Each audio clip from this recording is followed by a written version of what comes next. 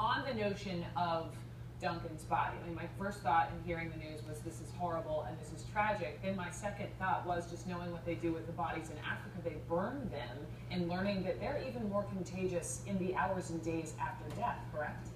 Yeah, well, the Ebola virus is carried in bodily fluids. It'll be at very high levels because that's the reason that he died. And so there is a real concern about dealing with this body. Now, there are protocols to deal with it. So the first thing is it will have to be wrapped and then double wrapped rather than washed. Okay. And then it doesn't actually have to. It doesn't have to be cremated. It doesn't. No, it doesn't have to be cremated. Can be buried in a specially hermetically sealed casket.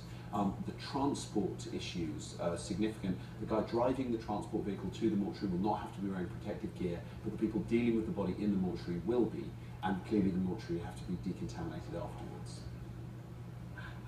Just thinking and about all these things. I mean, you think about these things in terms of this real human personal tragedy where we have someone, this massive amount of press speculation, huge amount of focus on his family, very, very hard to deal with someone who survives, who's very ill, and you have this tragic moment where we also have to bear in mind all these other concerns, these concerns that I guess feel quite selfish compared to what his family's going through, but nevertheless are very, very significant public health issues as well. Yeah, well, who's going to guard the cemetery? From his son. Unbelievable.